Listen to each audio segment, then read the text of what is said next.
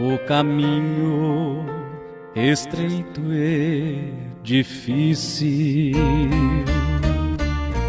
tens andado por tua livre escolha, tens tomado decisão muito preciosa. Este caminho é o caminho da salvação. Que gloriosa decisão, irmão, tens feito, porque nestes momentos de decisões, uma vasta porção dos céus espera por ti.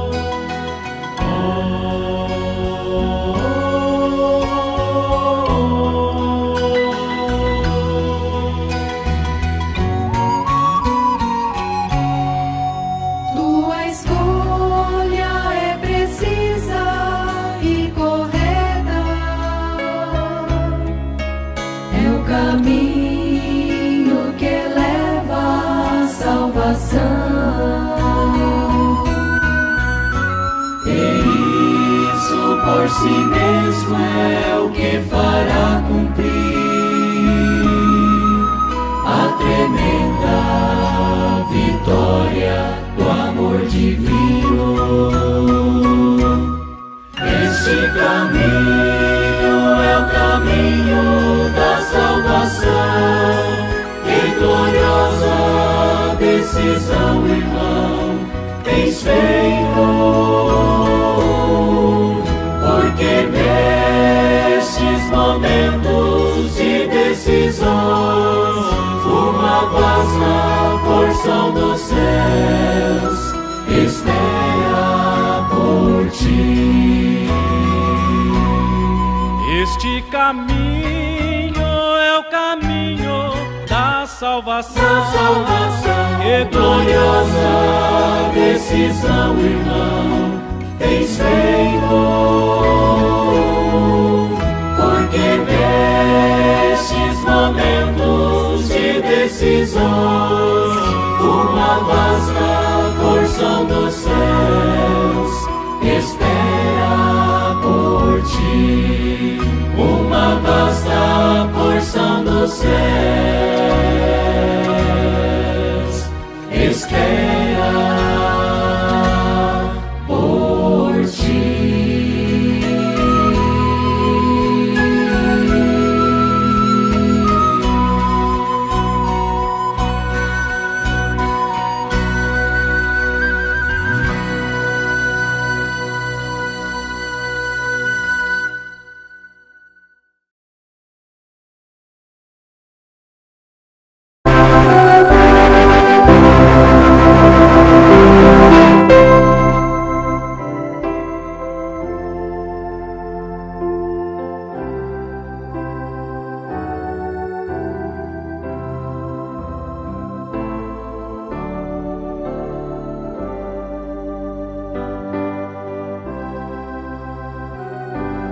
Muito boa noite a todos os meus amados irmãos e amigos, a todos os que nos acompanham através deste canal.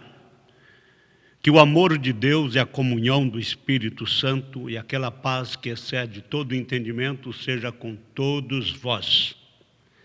O meu cordial Deus vos abençoe. Fechemos nossos olhos e falemos com o autor e consumador da nossa fé. Bom Pai Celestial, no nome santo de Jesus Cristo, nosso Senhor, dá-nos a inspiração divina, o amor divino, envia o Espírito Santo para vivificar a Tua palavra em nossa vida, em nosso coração. Que este programa seja uma bênção especial, uma bênção sobrenatural na vida de cada um de nós. No nome de Jesus Cristo. Amém. Nós temos, meus amados, o capítulo 6, versículo 13. Do versículo 13 até o versículo 15. Hebreus, capítulo 6, versículo 13 ao versículo 15. Porque, quando Deus fez a promessa a Abraão, como não tinha outro maior por quem jurasse, jurou por si mesmo, dizendo: certamente abençoando te abençoarei, e multiplicando te multiplicarei. E assim, esperando com paciência, alcançou a promessa. Requer paciência. Este é o tema que deve ser colocado nesta programação. Requer paciência. Veja, porque quando Deus fez a promessa a Abraão, como não tinha outro maior por quem jurasse, jurou por si mesmo, dizendo: certamente abençoando te abençoarei, e multiplicando te multiplicarei. E assim, esperando com paciência, alcançou a promessa. Então, o tema é este: requer paciência. Nós estamos finalizando o estudo da sexta era da igreja. A sexta era de Filadélfia, penúltima era das 7 eras. Vamos observar o versículo 10 do capítulo 3 do livro do Apocalipse, diz assim: como guardaste a palavra da minha paciência, também eu te guardarei da hora da tentação que há de vir sobre todo mundo, para tentar os que habitam na terra. O que ele quer dizer com a palavra de sua paciência? Aí você reporta Hebreus capítulo 6, versículo 13 ao versículo 15. Porque quando Deus fez a promessa a Abraão, como não tinha outro maior por quem jurasse, jurou por si mesmo, dizendo: certamente abençoando te abençoarei, e multiplicando te multiplicarei. E assim, esperando com paciência, alcançou a promessa. Como que Abraão alcançou a promessa? Esperando com paciência. E ele foi bem paciente mesmo, não é? Porque ele esperou 25 anos para ter a promessa cumprida. Nós falamos muito da paciência de Jó, mas Abraão também teve paciência. E você precisa saber de uma coisa: paciência é algo importante. Paciência, portanto, é uma virtude. Sabe você o que é paciência? Paciência é esperar o tempo necessário sem reclamar.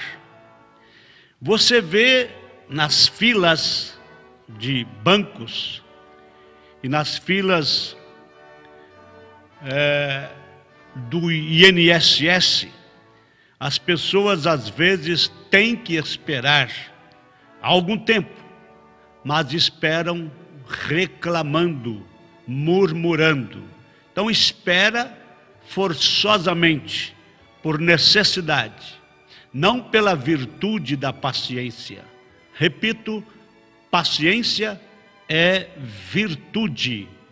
Por assim dizer, é uma das 7 virtudes de Cristo, conforme o apóstolo Pedro nos ensina. Ele fala da fé, ele fala da virtude, do conhecimento, da temperança, da paciência, da piedade, do amor fraternal. Então você vê, fé, virtude, conhecimento, temperança. A paciência, por sinal, está no 5º degrau. Então você observa estas 7 virtudes e no 5º degrau está a virtude chamada paciência. Paciência é uma virtude e você quer saber se você tem paciência, você tem que ver se você não reclama quando você precisa esperar por alguma coisa.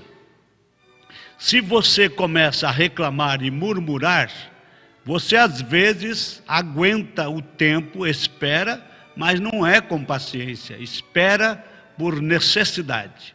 Mas estou falando de paciência, requer paciência. Você quer ser abençoado? Você tem necessidades? Então você fala com Deus e Deus vai te responder. Mas de repente não te responde de imediato, não te responde no dia seguinte, não te responde no próximo mês, não te responde há um ano, pois Abraão demorou 25 anos para ele cumprir a promessa que ele fizera a Abraão. Também quando Isaías profetizou o nascimento de Cristo, nós temos o capítulo 9, capítulo 7 ali do livro do profeta Isaías, você vê que Isaías profetizou o nascimento de Cristo e passou 712 anos para aquela profecia se cumprir. Tem profecias que foram dadas através dos profetas no Antigo Testamento que ainda não se cumpriu, mas cumprirá. Então, paciência, requer paciência. Você quer ser abençoado? Entrega o teu caminho ao Senhor, confia nele e ele tudo fará. É o versículo 4 do capítulo do Salmo de número 37. Deleita-te também no Senhor, e ele te concederá o que deseja o teu coração. Deleitar é ter prazer no Senhor, é regozijar na presença de Deus, regozijar com as bênçãos de Deus, regozijar com a revelação dos mistérios de Deus. Deleita-te também no Senhor, e ele, o Senhor, te concederá o que deseja o teu coração. No versículo 5 diz: entrega o teu caminho ao Senhor, confia nele, e ele tudo fará, tudo. Agora veja, você tem que pedir a Deus, mas o apóstolo Pedro diz que Deus responde no seu tempo. Deus tem o tempo certo, a hora certa. Ele ouve todas as tuas orações sinceras e no tempo certo ele as responderá, conforme as tuas necessidades no tempo determinado por ele mesmo. Agora, nós sabemos o seguinte: Abraão esperou com paciência para alcançar a promessa. Esperando com paciência, ele alcançou a promessa.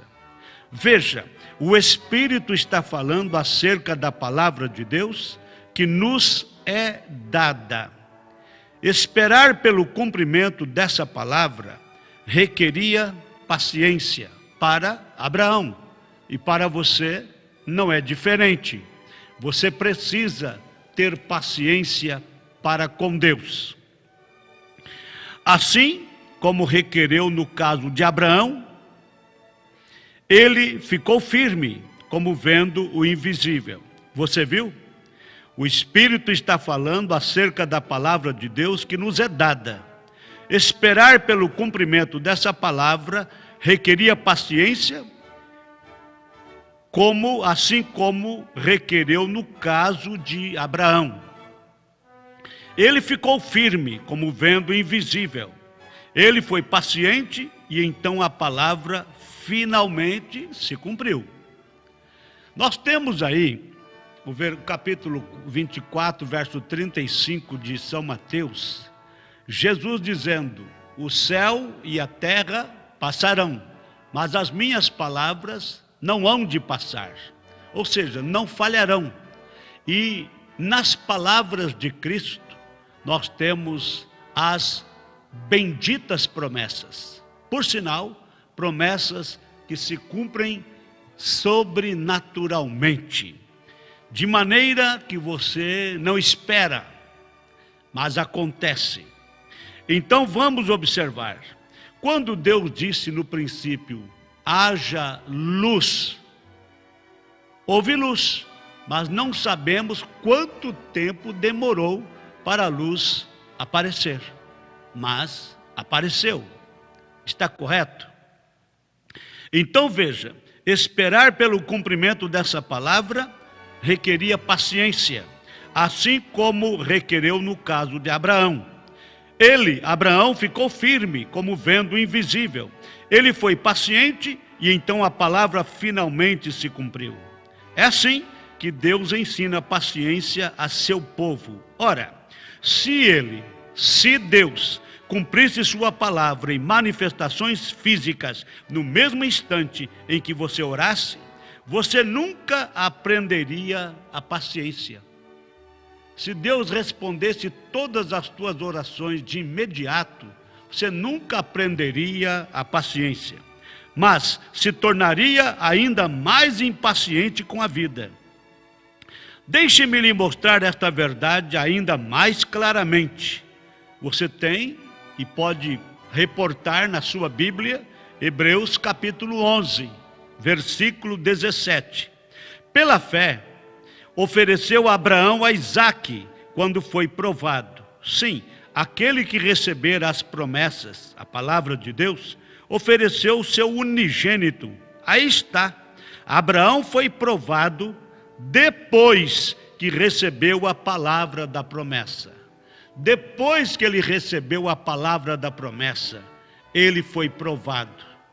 Então você tem que saber que você também, mesmo recebendo a mensagem do dia, a mensagem da hora, a revelação da palavra de Deus, mesmo crendo na mensagem do sétimo anjo, de Apocalipse 10, versículo 7, mesmo você crendo no profeta Elias, o restaurador, conforme São Mateus capítulo 17, você será testado, será provado. É assim que Deus faz.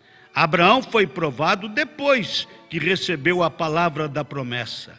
A maioria pensa que tão logo oramos em nome de Jesus sobre as boas promessas de Deus, não poderia haver uma prova. Porém, aqui diz que Abraão foi provado depois que recebeu a promessa. Depois que você aceita a Cristo como teu único e suficiente Salvador, e você invoca o seu nome no batismo nas águas, sendo sepultado no nome do Senhor Jesus Cristo, você então já tem a primeira etapa da vida cristã. Porque a vida cristã, ela tem 3 etapas, ou, como queira, 3 degraus. 3 degraus ou 3 etapas, a vida cristã. Primeira etapa, ou primeiro degrau da vida cristã, é a justificação pela fé. Depois tem, em segundo degrau, a santificação pelo sangue derramado lá no Calvário. E em terceiro lugar, em terceiro degrau, ou terceira etapa, temos aí o batismo com o Espírito Santo. Você compreendeu isto? Mas vamos observar, a coisa é muito clara e não podemos perder. Então nós temos aí, aqui diz que Abraão foi provado depois que recebeu a promessa. Isso é exatamente correto, de acordo com o salmista, referindo-se a José. Observe o Salmo de número 105, versículo 19. até o tempo em que chegou a sua palavra. A palavra do Senhor o provou. Deus nos dá grandíssimas e preciosas promessas. Ele prometeu cumpri-las. Ele o fará. Ele nos tem dado grandíssimas e preciosas promessas. E Ele cumprirá essas promessas. Ele prometeu cumpri-las, Ele o fará. Porém, desde o tempo que oramos até o tempo de obtermos a resposta, devemos aprender a receber paciência em nossas almas, porque somente na paciência possuímos vida. Somente na paciência possuímos vida. Veja bem, uma pessoa impaciente é uma pessoa sofredora. Ele sofre todo o tempo, porque sempre tem que esperar, sempre tem que ter uma tolerância. E para você tolerar, você precisa ter paciência, você precisa ter humildade, você precisa ter temperança, você tem que suportar, você tem que tolerar, você tem que aguardar. E isto exige paciência, requer paciência. Vê? Observem bem, nós devemos observar. Nós temos as Escrituras que nos dizem claramente o seguinte: desde o tempo em que oramos até o tempo que obtemos a resposta, devemos aprender a receber paciência em nossas almas, porque somente na paciência possuímos vida.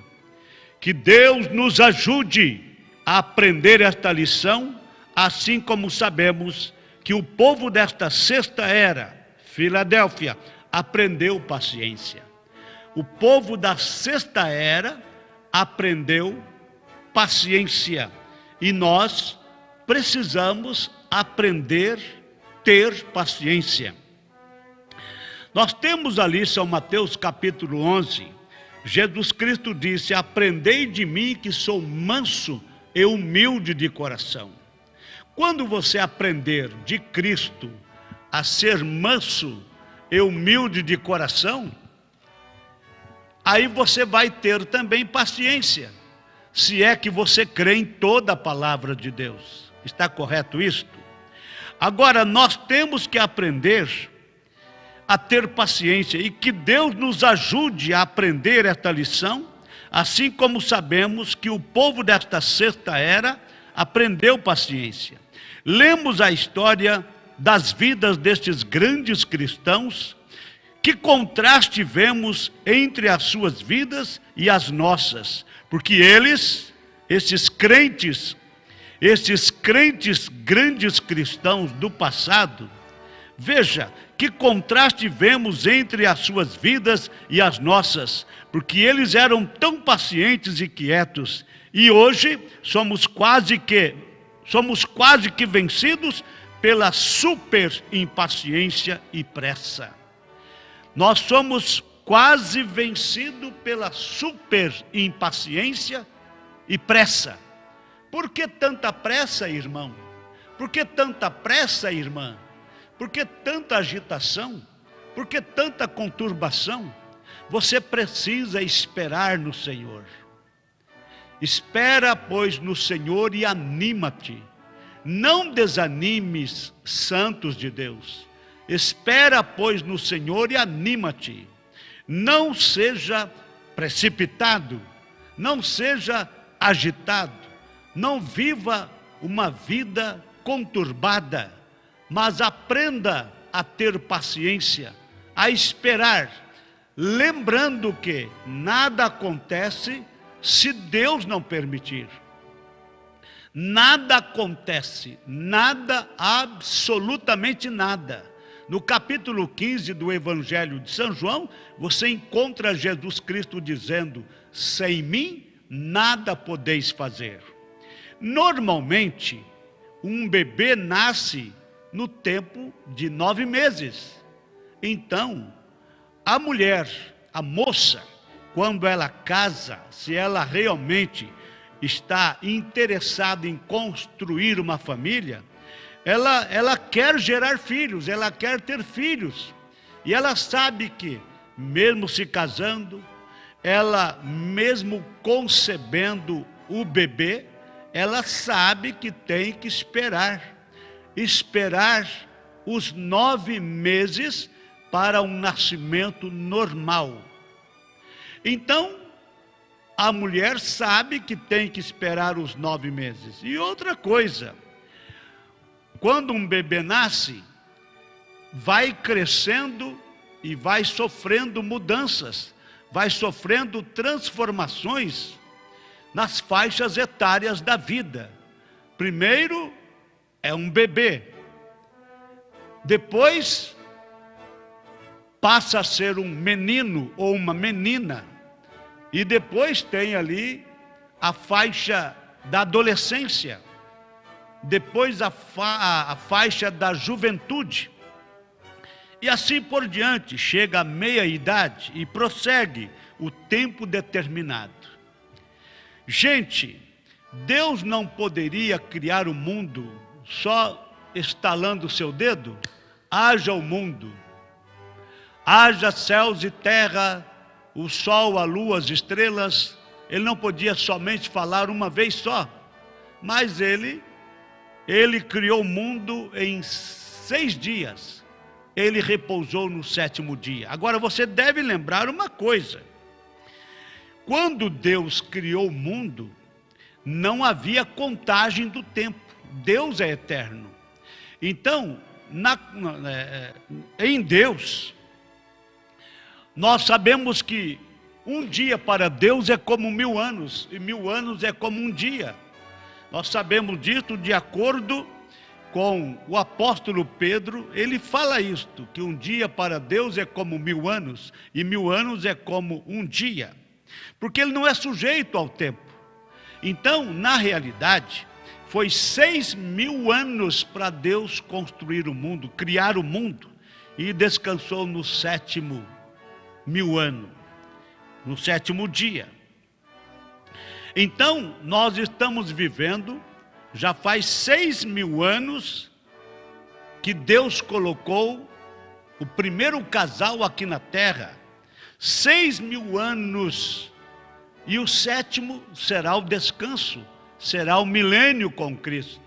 Por isso você deve concluir que estamos realmente no final do tempo, no fim do fim, porque nós estamos vivendo o 6.000 ano, terminando o tempo, entrando no 7º. De Adão até o dilúvio passaram-se aproximadamente 2.000 anos. Do dilúvio até Cristo, mais 2.000 anos. E de Cristo até hoje, mais 2.000 anos. 2 mais 2, 4 mais 2, 6. Então, de Adão até o dilúvio, aproximadamente 2.000 anos. Do dilúvio até a morte de Cristo, aproximadamente 2.000 anos. E de Cristo para cá, 2.000 anos. Estamos no final ou não estamos no final? Deus está esperando o último eleito entrar, para ele então arrebatar o seu povo. Ele, o próprio Deus, espera com paciência o último eleito chegar. Você sabe que Deus não obriga ninguém a aceitar a Cristo. Deus não obriga ninguém a ser cristão. Deus apresenta o seu plano, Deus apresenta a sua palavra, e aqueles que têm a graça de Deus para crer no plano de Deus, na palavra de Deus, estes são escolhidos de Deus, predestinados para a vida eterna. Que Deus nos ajude a aprender esta lição, assim como sabemos que o povo desta sexta era aprendeu paciência. Lemos a história das vidas destes grandes cristãos, os cristãos do passado. Que contraste vemos entre as suas vidas e as nossas, porque eles eram tão pacientes e quietos. E hoje somos quase que vencidos pela superimpaciência e pressa. Ele continua dizendo-lhes: como tomaste a minha palavra, a viveste e assim te tornaste paciente, eu te guardarei da hora da tentação que há de vir sobre todo mundo, para tentar os que habitam na terra. Que promessa! Que promessa! Eu te guardarei da hora da tentação que há de vir sobre todo mundo, para tentar os que habitam na terra. Então, a tentação que vem para tentar todos que habitam na terra, mas eu te guardarei da hora da tentação que há de vir sobre todo mundo, para tentar os que habitam na terra. Mas os cristãos têm a proteção divina, como Israel lá no Egito. Enquanto as pragas açoitavam a terra do Egito, Israel estava lá no Egito também, mas naquela parte onde Deus protegia, aquele lugar que chamava-se Gósen. Naquele lugar onde estava o povo de Israel, então as pragas, nenhuma delas atingiu Israel. Israel estava na mesma terra onde as pragas estavam assolando aquela terra, mas Israel foi guardado. E do mesmo modo, Deus guarda os seus filhos, suas filhas, da hora da tentação que vem sobre todo mundo para tentar os que habitam sobre a terra. Agora, aqui vemos novamente a sobreposição das duas eras, porque esta promessa tem a ver com o fim do período gentio, que culmina na grande tribulação. Então veja, o fim dos gentios, nós observamos que termina, o fim do período gentio, culmina na grande tribulação. Muito bem, vamos observar. Eu te guardarei da hora da tentação, que há de vir sobre todo mundo, para tentar os que habitam na terra. Este versículo, o versículo 10 do capítulo 3 de Apocalipse, este versículo não é uma declaração que a verdadeira igreja entrará e passará pela tribulação. Se quisesse dizer isto, teria dito isso. Porém disse: eu te guardarei da hora da tentação. Esta tentação é exatamente como a tentação no Éden. Será uma proposta muito convidativa. Esta é a tentação que viria. É uma proposta muito convidativa, apresentada em direta oposição à palavra ordenada por Deus. E todavia, do ponto de vista do raciocínio humano, será tão corretíssima, tão iluminante e vivificante. Então veja, do ponto de vista do raciocínio humano, será tão corretíssima esta proposta, tão iluminante, tão vivificante, que enganará o mundo. Somente os escolhidos não serão enganados. Aleluia! Somente os escolhidos não serão enganados. A tentação virá como segue. O movimento ecumênico, que começou sobre o que parece um tão belo e abençoado princípio, cumprindo a oração de Cristo para que fôssemos um. Parece que esse concílio ecumênico parece que está de acordo com a oração de Jesus Cristo. Qual oração? Observem bem, nós temos aquela oração de Jesus.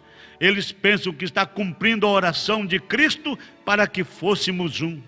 Veja, então preste atenção, a tentação virá como segue: o movimento ecumênico, ou seja, a união das igrejas, a confederação das igrejas, o concílio mundial das igrejas. Então, o movimento ecumênico que começou sobre o que parece um tão belo e abençoado princípio, torna-se politicamente tão forte que pressiona o governo para fazer com que todo se junte a ele, quer diretamente, quer por aderir aos princípios decretados em lei, de forma que nenhum povo será reconhecido efetivamente como igreja, a menos que esteja direta ou diretamente sob o domínio deste concílio. Meu Deus! Os pequenos grupos perderão seus alvarás, suas licenças, perderão seus privilégios, etc., até perderem todo o patrimônio e direitos espirituais para com o povo.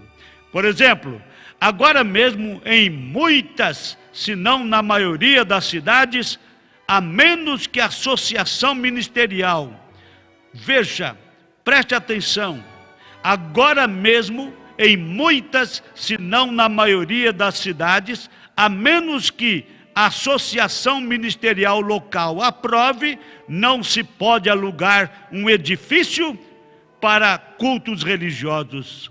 Para tornar-se capelão nas Forças Armadas, nos hospitais, etc., é agora quase que obrigatório ser reconhecido como aceitável pelos grupos ecumênicos trinitários. À medida que esta pressão aumentar, e aumentará, será mais difícil resistir. Por quê? Porque resistir significa perder privilégio. E tantos serão tentados a acompanharem, porque sentirão que é melhor servir a Deus publicamente na estrutura desta organização, do que não servir a Deus de nenhuma maneira publicamente. Mas eles erram. Crer na mentira do diabo é servir a Satanás. Meu Deus! Você não deve se enganar, meu irmão. Você não deve se enganar, minha irmã. Vocês, meus amigos que estão me ouvindo, me acompanham aqui neste canal e que acessarão ainda esta mensagem, vocês não devem enganarem-se a si mesmo pensando que qualquer religião levará um homem para o céu. Qualquer movimento que usa a Bíblia, qualquer movimento que usa o nome de Jesus Cristo, nem todos esses movimentos te conduz para a presença de Deus. São Mateus capítulo 7, a partir do versículo 21, 22, nós podemos observar. São Mateus capítulo 7, nós temos aqui claramente o que Jesus Cristo falou.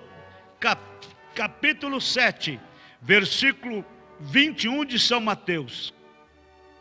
Quem entra no reino dos céus? Qualquer religioso? Pessoas que frequentam qualquer movimento? Que frequenta qualquer igreja? Jesus Cristo disse, nem todo que me diz Senhor, Senhor. Vê? Nem todo que me diz Senhor, Senhor entrará no reino dos céus, mas aquele que faz a vontade de meu Pai que está nos céus.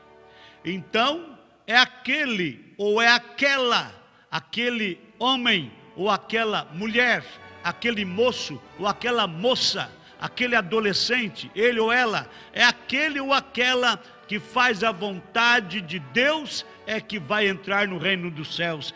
Veja, nem todo que me diz Senhor, Senhor, entrará no reino dos céus, mas aquele que diz, que faz a vontade de meu Pai que está nos céus.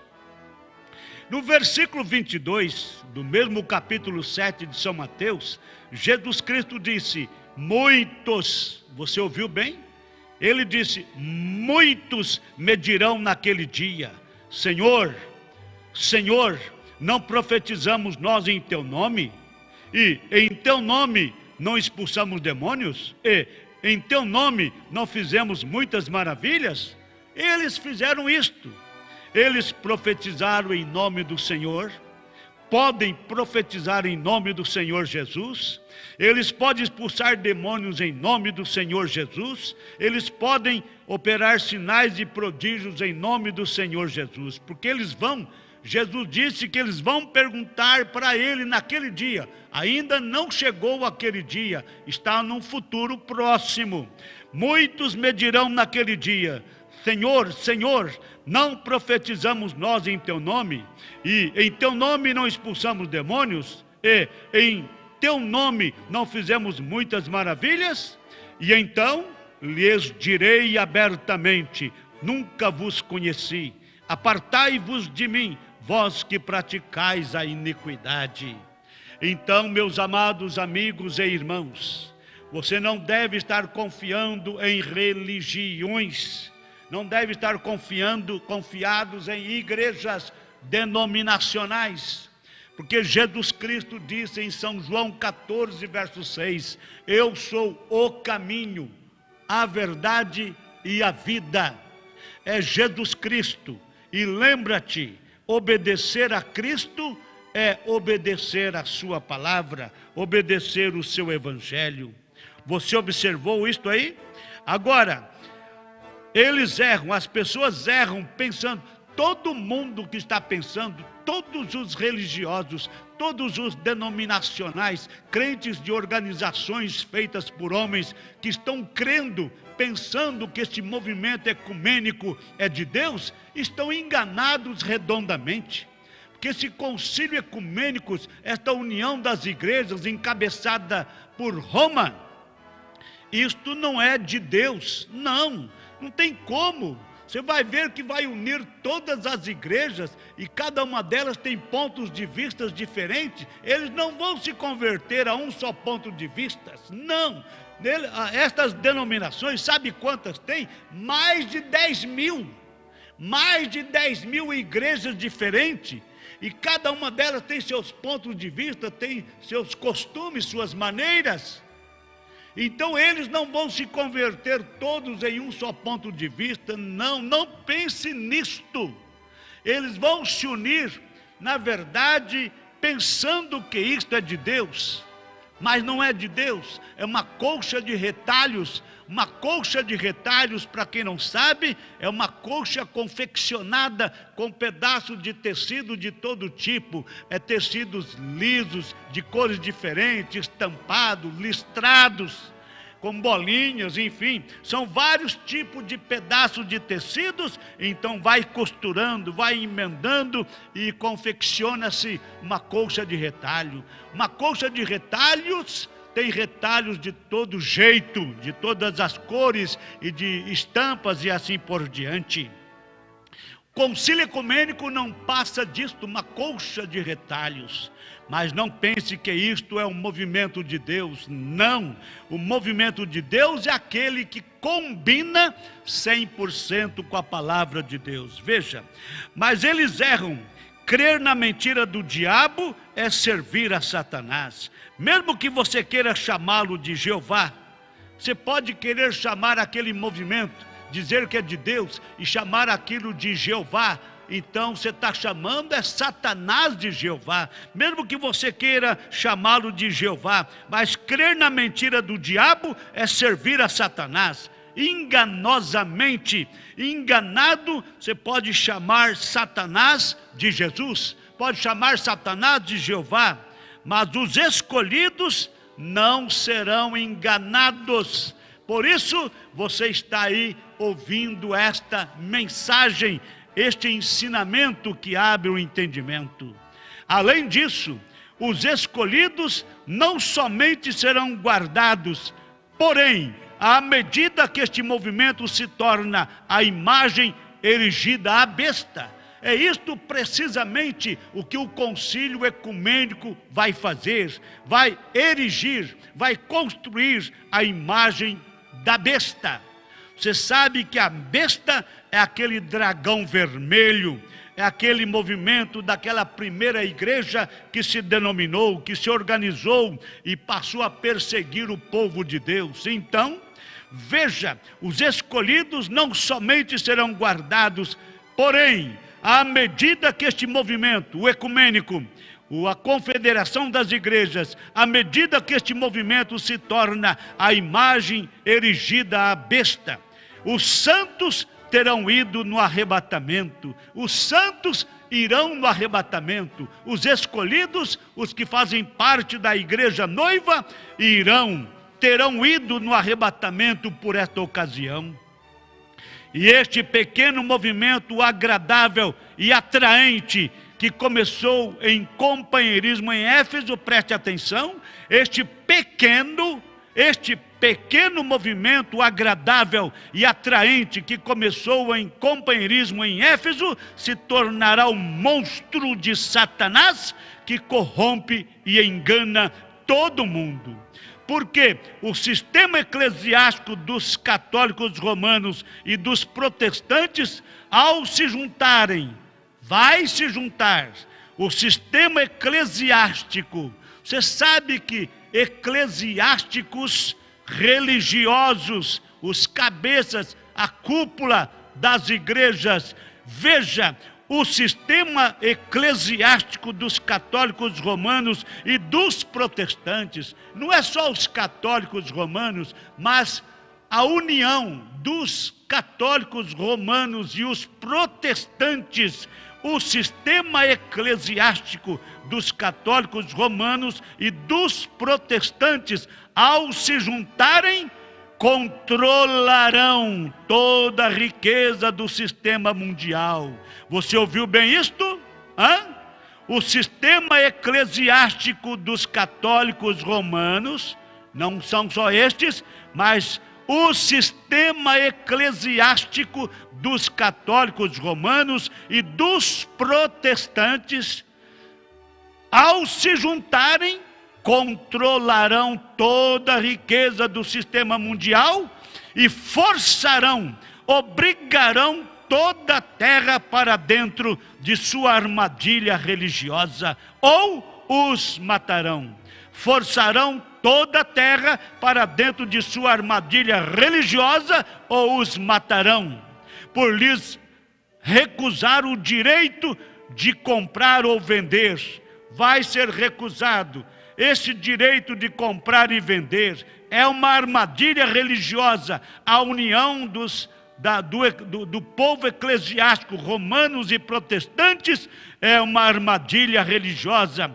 Veja, forçarão toda a terra para dentro de sua armadilha religiosa, ou os matarão. Como? Por lhes recusar o direito de comprar ou vender, por meio do qual ganhavam a vida.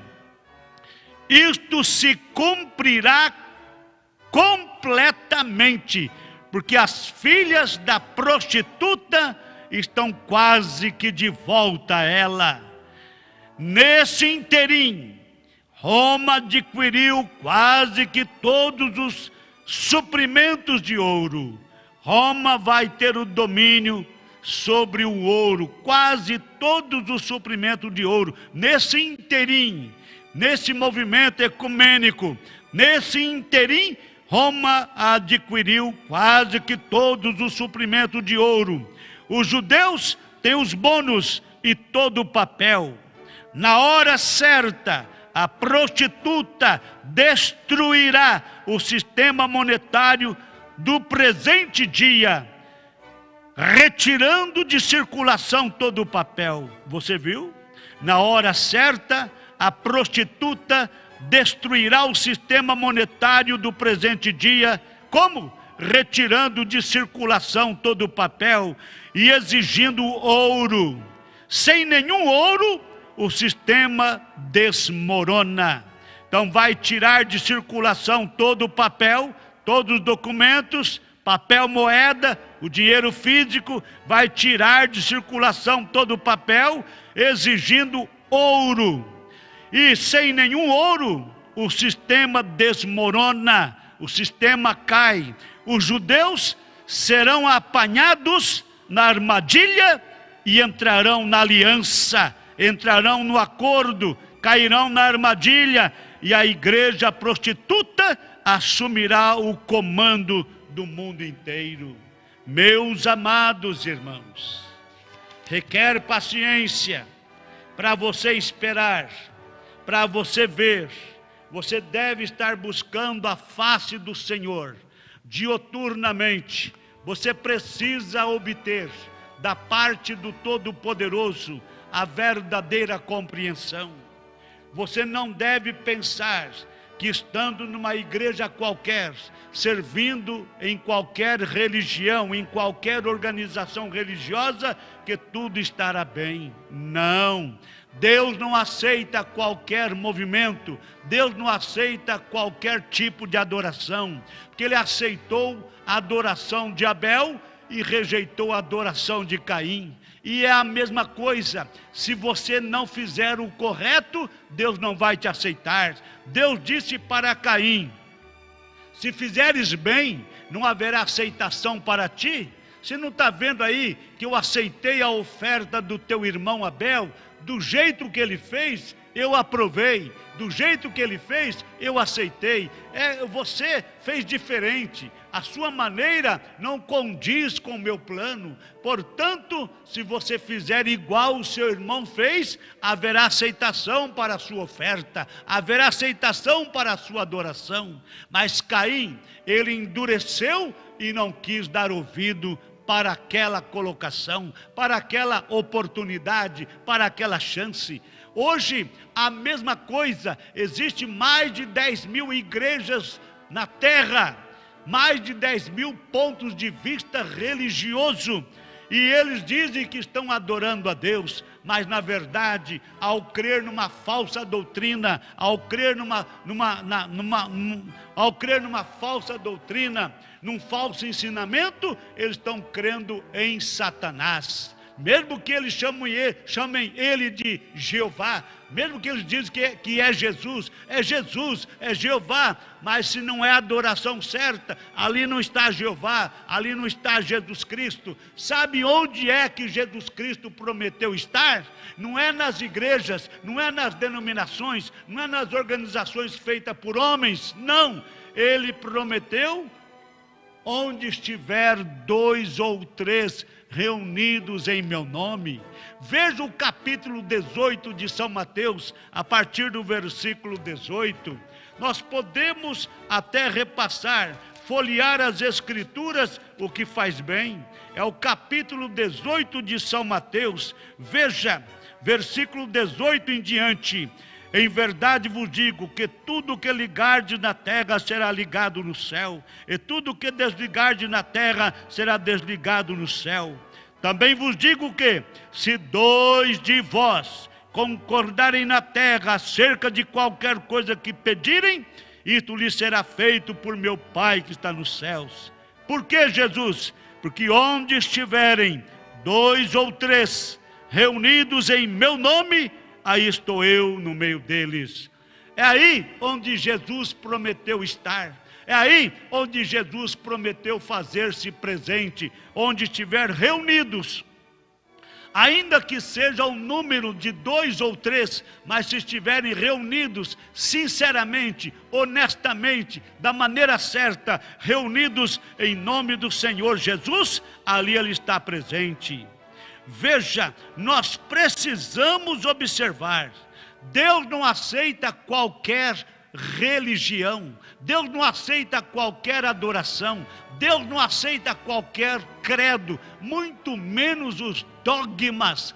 Credos é maneira de crer, e dogmas é tudo aquilo que está além do plano de Deus, além da palavra de Deus, além da Bíblia Sagrada, além da mensagem do dia. Por exemplo, a doutrina da Trindade, isto não está na Bíblia. Se não está na Bíblia, é um dogma. A ascensão de Maria, dizem que Maria ressuscitou e foi para o céu, isto é um dogma, porque não é verdade.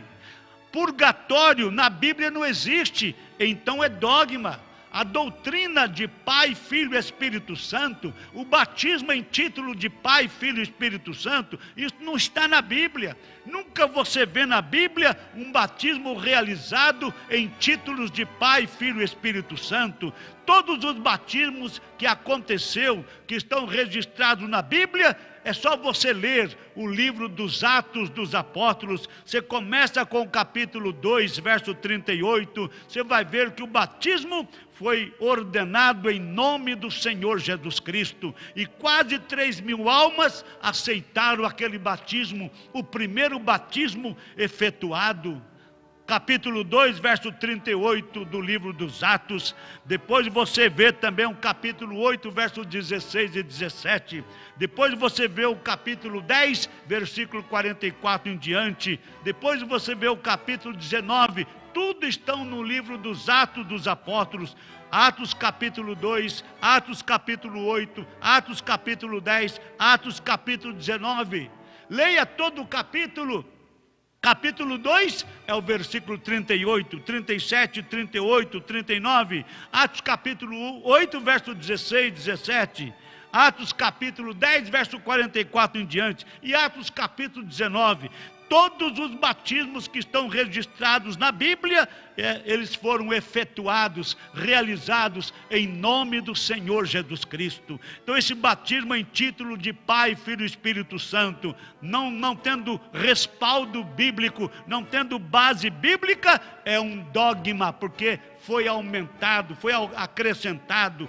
Dogmas é tudo aquilo que é demais, é tudo aquilo que é extraído da palavra ou aumentado na palavra. Tudo que é tirado da palavra e ensinado para o povo, tirado quer dizer, cortado da palavra. A palavra diz uma coisa, eles dizem outra diferente, os pregadores. O que é aumentado, tudo que está além das escrituras sagradas são dogmas. E credos são maneiras de crer, costumes. Então, tem mais de 10.000 igrejas diferentes, e todas elas com seus dogmas e com seus credos. Mas Deus mandou para nós, no pleno século 20, e adentrou o século 21, uma mensagem profética, mensagem do profeta desta era. Atos capítulo 3, versículo 19 e 20, ali fala sobre a obra da restauração. E não pode ter uma restauração sem um restaurador. E um restaurador não é um reformador. Um restaurador tem que ser um profeta, conforme Jesus disse em São Mateus capítulo 17. Ele disse: em verdade Elias virá primeiro e restaurará todas as coisas. Este é o mesmo Elias de Malaquias 4, versos 5 e 6, ali diz: eis que eu vos envio o profeta Elias, antes que venha o dia grande e terrível do Senhor, e converterá o coração dos pais aos filhos, e o coração dos filhos a seus pais, para que eu não venha e fira a terra com maldição. Este Elias prometido em Malaquias 4, versos 5 e 6, é o mesmo que Jesus falou em São Mateus 17. São Mateus 17 está aqui bem perto de onde lemos, é o capítulo 17. Jesus estava descendo lá do Monte da Transfiguração, no versículo 10, e os seus discípulos o interrogaram dizendo: por que dizem então os escribas que é mistério, é necessário que Elias venha primeiro? E Jesus no versículo 11 diz: e Jesus respondendo disse-lhes: em verdade Elias virá primeiro e restaurará todas as coisas. Meus amados irmãos, os escolhidos de Deus, os predestinados para a vida eterna, não serão enganados, mas todos aqueles cujos nomes não estão escritos no livro da vida do Cordeiro, conforme Apocalipse capítulo 13, versículo 8, também Apocalipse capítulo 17, versículo 8, aqueles cujos nomes não estão escritos no livro da vida do Cordeiro, é que vão adorar a imagem da besta, é que vai admirar a besta, mas os eleitos, os escolhidos de Deus, não. E antes que aconteça, ou antes que tenha consumação deste concílio ecumênico das igrejas, a noiva, os escolhidos de Deus, terão sido arrebatados para a presença de Deus. Mas, com relação às bênçãos que você precisa enquanto viver aqui na terra, você tem que clamar a Deus, conforme o Salmo de número 37, verso 4 e 5. Deleita-te também no Senhor, e Ele te concederá o que deseja o seu coração. Aqueles que se deleitam no Senhor, aqueles que têm prazer no Senhor, é aqueles que obedecem à palavra de Deus. Então, se eles são fiéis à palavra, não vai desejar nada fora da palavra, nem que vai além, nem que fica aquém. Os que deleitam-se no Senhor, os que se alegram no Senhor, irão desejar somente as coisas que combinam com a palavra de Deus. Deleita-te também no Senhor, e Ele te concederá o que deseja o teu coração. Entrega o teu caminho ao Senhor, confia nele e Ele tudo fará. Mas requer paciência. Você que tem buscado a Deus por anos e anos e anos e anos, não desanimes, santos de Deus. Na hora certa, o que há de ser, será. O que Deus prometeu, vai acontecer, porque Deus cumpre com todas as suas promessas. Jesus Cristo cumpre com todos os seus compromissos. Se Deus permitir, meus amados irmãos, se Deus permitir, na próxima programação, nós vamos então terminar esta sexta era da igreja e vamos adentrar agora na sétima era, o Senhor permitindo, com fé no Filho de Deus, a fé que vence o mundo. Agora nós temos aqui as pessoas que notificaram. Vamos observar, é muito importante as notificações. Observar aqui, vamos ver quem tem se. Nós temos aqui, não temos aqui agora, não está no meu sistema aqui, as pessoas que notificaram, mas nós vamos ter depois as pessoas que notificaram, elas serão abençoadas, e as que não notificaram também são abençoadas. Que Deus abençoe a todos vocês e até a próxima ocasião, se Deus nos permitir, com fé no Filho de Deus, a fé que vence o mundo. Do Evangelho também, e você está aqui por uma boa causa, você não está doente, você está em necessidade e você quer um avivamento pentecostal para começar em sua igreja. Todos nós queremos isso.